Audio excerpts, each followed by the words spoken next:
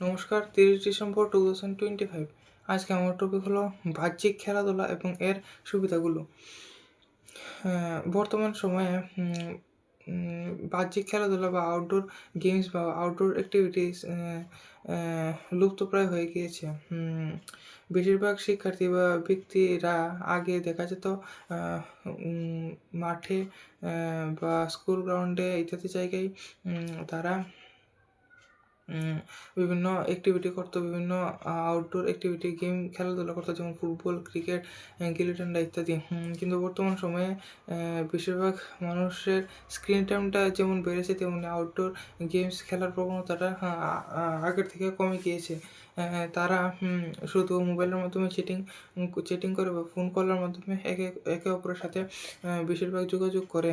এমনি প্রত্যক্ষভাবে সরাসরি সাক্ষাৎভাবে তারা যোগাযোগ করে না। যার ফলে তারা ডিপ্রেসড থাকে। তারা বেশিরভাগ একঘেয়ে ইনডোর, মানে চার দেওয়ালের ভিতর আবদ্ধ হয়ে গেছে। তারা ঘর থেকে বেশি বাহির হয় নাই। যার ফলে শিশু বা শিক্ষার্থীর সর্বাঙ্গীন বিকাশ সে অনেক দেরি লাগে। আমাদের শিক্ষার মূল লক্ষ্য হলো শিশু বা শিক্ষার্থীর সর্বাঙ্গীন বিকাশ। কিন্তু এই সর্বাঙ্গীন বিকাশ হতে বা সব দিকে দিয়ে শিশুর বিকাশ হতে আউটডোর অ্যাক্টিভিটিস বা ফিজিক্যাল অ্যাক্টিভিটিস এর গুরুত্বপূর্ণ মানে ভূমিকা রয়েছে। যদি শিশুরা এইভাবে বিভিন্ন আউটডোর অ্যাক্টিভিটিস না করে, তাহলে তারা ছোটো ছোটো জিনিসে তারা ডিপ্রেসড হয়ে যাবে।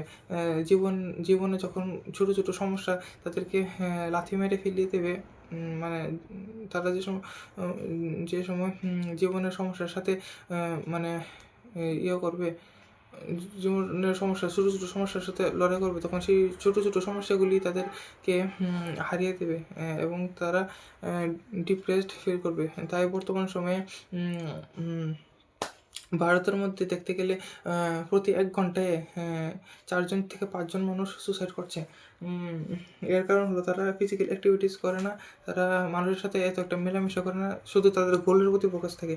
যদি আমরা ফিজিক্যাল অ্যাক্টিভিটি করি, যদি আমরা জীবনের মানে সারাদিনে 24 ঘন্টায় যদি আমরা অন্তত 1টি ঘন্টাও আমাদের শরীরের জন্য বা ফিজিক্যাল অ্যাক্টিভিটি জন্য সময় মানে বার করি, এই 1 ঘন্টার মধ্যে আমরা যা কিছু দরকার হলে হাঁটাহাঁটি, দৌড়াদৌড়ি, খেলাধুলার মধ্যে ফুটবল, ক্রিকেট ইত্যাদি, গিলি ডান্ডা বা কারোর সঙ্গে বার্তালাপ করা ইত্যাদি, বা ঘুরতে যাওয়া ইত্যাদি, যে কোনো কাজ করতে পারি, তাহলে আমাদের মানসিক ক্ষমতা যেমন বাড়বে, তেমনি মানে শারীরিক ক্ষমতাও বাড়বে এবং শিশু বা শিক্ষার্থীর সর্বাঙ্গীন বিকাশে এটি সাহায্য করবে।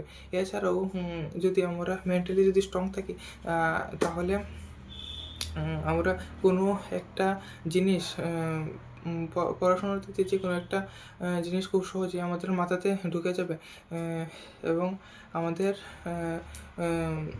আমরা যদি ফিজিক্যালি যদি স্ট্রং থাকি বা শারীরিক দিক থেকে যদি আমরা যদি শক্তিবান হই, তাহলে সহজে কোনো রোগ আমাদেরকে আক্রান্ত করতে পারবে না। আমরা সহজে কোনো রোগে আক্রান্ত হব না।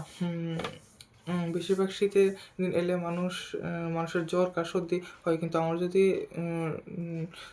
জীবন মানে সারাদিনে 24 ঘন্টার মধ্যে যদি 1 ঘন্টা আমরা ফিজিক্যাল কোনো অ্যাক্টিভিটি করি, তাহলে আমাদের শারীরিক রোগ প্রতিরোধ ক্ষমতা বৃদ্ধি পাবে, আমাদের ইমিউনিটি সিস্টেমটা বৃদ্ধি পাবে। এছাড়াও আউটডোর গেমস বা অ্যাক্টিভিটি আমাদের স্কুলে বা বাড়ি ঘরে তেমনভাবে জোর দেওয়া হয় না, কারণ বর্তমান সময়ে বিভিন্ন তথ্য প্রযুক্তিগত বিভিন্ন জিনিস বের হয়ে গিয়েছে, যেমন মোবাইল ফোন, কম্পিউটার, তারপর আমাদের রয়েছে ইত্যাদি, টিভি ইত্যাদি বহুত কিছু রয়েছে, যেগুলি দ্বারা আমরা ঘরের মধ্যে চার দেওয়ালের মধ্যে আবদ্ধ হয়ে এন্টারটেন হয়ে যাচ্ছি। কিন্তু আমরা যদি আজকে বাহির হয়ে বিভিন্ন খেলাধুলা করতাম, বিভিন্ন মানুষের সঙ্গে যোগাযোগ করতাম, তাহলে আমাদের সর্বাঙ্গীন বিকাশ হতো। আমরা বিভিন্ন পরিস্থিতির সাথে লড়াই করতে এবং মেন্টালি স্ট্রং হতে এইগুলি আমাদের সাহায্য করতো। আগে স্কুলের মধ্যে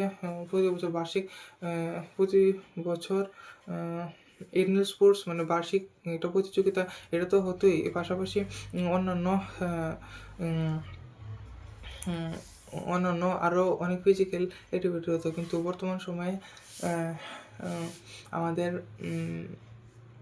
এইগুলি আমাদের যেই পিটি অথবা বিভিন্ন ইনডোর স্পোর্টস, গিল্লি ডান্ডা, ফুটবল, ক্রিকেট, এগুলি আমাদের স্কুলে উল্লেখ রয়েছে ঠিকই, কিন্তু বেশিরভাগ সরকারি স্কুলের মধ্যে এগুলি ততটা প্রচলন হয় না। বেশিরভাগ সরকারি স্কুলে বা প্রত্যন্ত অঞ্চলের গ্রামগুলিতে বিভিন্ন আমরা টিচারই খুঁজে পাই না। বিভিন্ন পিটি টিচার নেই, খেলাধুলার কোনো টিচার নেই। তাই শিশুরা ফাঁকিবাজি করে এবং স্কুল মিস করে। আগে স্কুলের মধ্যে মিড ডে মিল প্রথা চালু করা হয়েছিল, স্কুলের মধ্যে মিড ডে মিল প্রথা চালু করা হয়েছিল এবং অ্যানুয়াল স্পোর্টসের জিনিসটা চালু করা হয়েছিল, কেননা বেশিরভাগ শিক্ষার্থীকে মানে বেশিরভাগ শিক্ষার্থীকে আকৃষ্ট করার জন্য, যাতে তারা খেলাধুলার পাশাপাশি তাদের পড়াশোনার পাশাপাশি তাদের শারীরিক ক্ষমতারও ঠিক থাকে। আর মিড ডে মিল ব্যবস্থা প্রচলন করা হয়েছিল বেশিরভাগ। এটির একটি বড় একটা পিকচার আছে। ভারতে যখন দুর্ভিক্ষের কাল ছিল 1990-এর দশকে, তখন ভারতের তৎকালীন প্রধানমন্ত্রী সম্ভবত নরসিংহ রাও এই মিড ডে মিল প্রথাটি প্রথমে তামিলনাড়ুতে চালু করেছিলেন এবং পরবর্তী সময়ে এটি সম্পূর্ণ বিশ্বে চালু হয়ে যায়, কেননা তখন দুর্ভিক্ষের সময় ছিল। শিক্ষার্থীরা তাদের পড়াশোনা ছেড়ে কাজকর্ম ফেলে দিয়ে এসে তাদের পড়াশোনা ছেড়ে কাজকর্মের মাধ্যমে টাকা উপার্জন করে তারপর তাদের পেট ভরতো, কিন্তু মিড ডে মিল ব্যবস্থার ফলে তারা একবেলা খেতে পারতো, একবেলা পেট ভরে খেতে পারতো, যার ফলে তারা এইভাবে স্কুলে যেত। এইভাবে তখনকার সময় তামিলনাড়ু এবং কেরালা অঞ্চলে সাক্ষরতার হার বৃদ্ধি পায়। আমাদের আউটডোর গেমস আমাদের জীবনে অনেক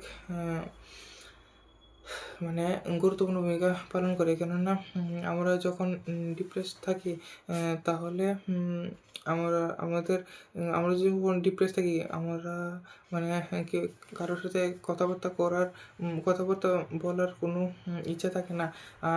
তখন আমরা যদি আগের থেকে এই ফিজিক্যাল অ্যাক্টিভিটিসটি করতাম বা এখন থেকে যদি শুরু করতাম, তাহলে আমাদের এরূপ হতো না। আমরা জীবনের বিভিন্ন সমস্যার সঙ্গে সংগ্রাম করতে পারতাম। আর একঘেয়ে থাকার ফলে আমাদের মানসিক ক্ষমতা অত্যন্ত দুর্বল হয়েছে, নানা রকমের নেগেটিভ চিন্তাধারা আমাদের মাথায় আসে, যার ফলে আমাদের ভারতবর্ষের মধ্যে সুসাইডের পরিমাণটা অনেক বৃদ্ধি পেয়ে গেছে। তো সর্বশেষ আমি এতটুকু বলতে চাই যে আউটডোর অ্যাক্টিভিটিস বা বাহ্যিক যে ক্রিয়াকলাপ সেগুলি ঠিক রাখা দরকার পড়াশোনার পাশাপাশি। আমাদের মানসিক শারীরিক দিক দিয়ে খেয়াল রাখা দরকার, কারণ এই দিক দিয়ে যদি আমরা স্ট্রং হতে পারি, মানসিক দিক দিয়ে বা শারীরিক দিক দিয়ে আমরা যদি স্ট্রং হতে পারি, তাহলেই আমাদের পড়াশোনা মাথায় ঢুকবে। আমরা মানুষের সাথে কথা বলতে পারবো। বেশিরভাগ শিক্ষার্থী শুধু ছোটোবেলা থেকেই তাদের পিতামাতা বা শিক্ষকদের কাছ থেকে জেনে সে শুধু বেশি নাম্বার পেতে হবে, বেশি নাম্বার পেতে পেলেই আমি সাকসেস, আমি ভবিষ্যতে কিছু একটা করতে পারবো। কিন্তু আমাদের শিক্ষা ব্যবস্থার এই কাজটি করা দরকার যে ছোটোবেলা থেকে শিশুর যে দিক দিয়ে ইন্টারেস্ট বেশি, সেই দিক দিয়ে শিশুকে আগ্রহ দেওয়া, তার ছোটোবেলা থেকে তার প্রতি যে ইন্টারেস্টটা, সেই ইন্টারেস্টকে খুঁজে বের করা দরকার। আমাদের প্রাচীন ইউনিভার্সিটি, যা বিশ্বের মধ্যে সবচেয়ে নামি দামি ইউনিভার্সিটি ছিল, নালন্দা ইউনিভার্সিটি, সেখানে 9 থেকে 10,000 জন স্টুডেন্ট ছিল এবং প্রত্যেক 6 জন কি 7 জনের জন্য একজন করে মেন্টর বা গাইড বা টিচার ছিল। সেখানে মোটামুটি 1,500-এর মতো শিক্ষক ছিল, আর তারা একদম নামি দামি শিক্ষক। তারা জীবনের 40 থেকে 50 বছর তাদের শিক্ষার মধ্যে দিয়েছে। সেখানে সিস্টেমটি ছিল এমন যে শিশু বা শিক্ষার্থীকে ছোটোবেলা থেকেই তাদের তাদেরকে মানসিকভাবে স্ট্রং করতে এবং তাদের ইন্টারেস্টকে ভিতর দিয়ে জাগাতে তারা আগ্রহ থাকতো। বর্তমান সময়ে চীন, আমেরিকা, জাপান প্রভৃতি দেশ এগুলি কেন এত উন্নত? কারণ বর্তমান সময়ে এই দেশগুলি শিশু বা শিক্ষার্থীকে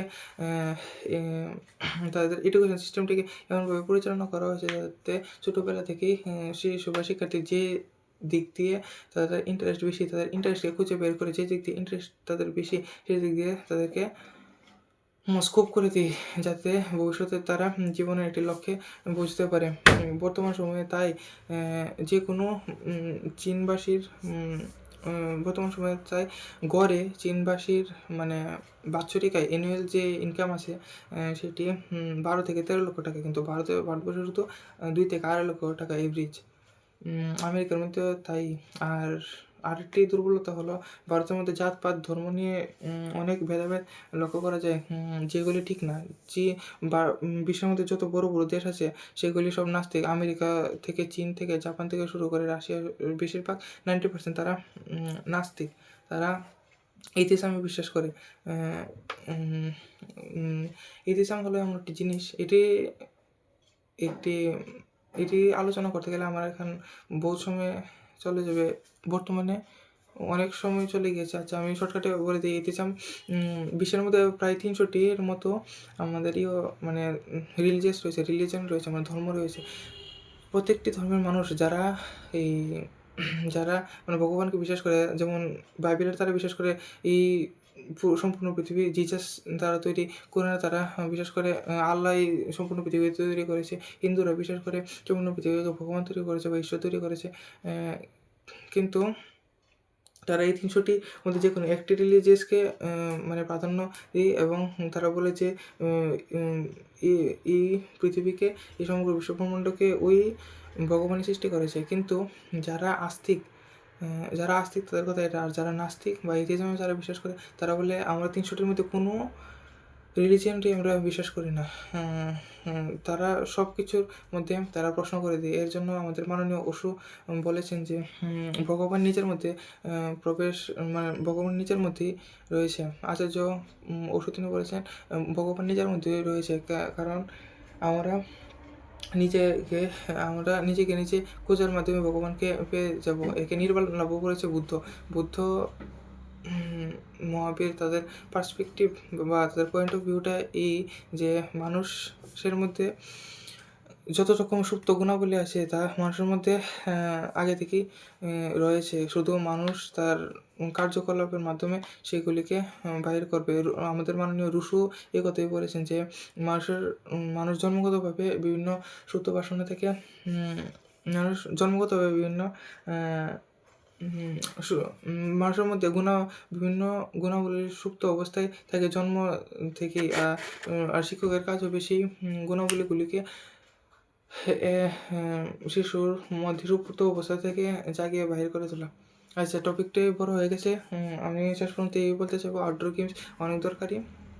তাই আমাদের আউটডোর গেমসের প্রতি মনোযোগ দিতে হবে। বিভিন্ন সরকারি বা প্রাইভেট স্কুলের মধ্যে আউটডোর অ্যাক্টিভিটিকে আমাদের বিকাশ লাভ করতে হবে, যার ফলে শিশুর সর্বাঙ্গীন বিকাশ হয় মানসিক দিক দিয়ে এবং ফিজিক্যালি তারা একদম শক্তিবান হয়ে যায়। তো নমস্কার, এইটুকু আমি বক্তব্য।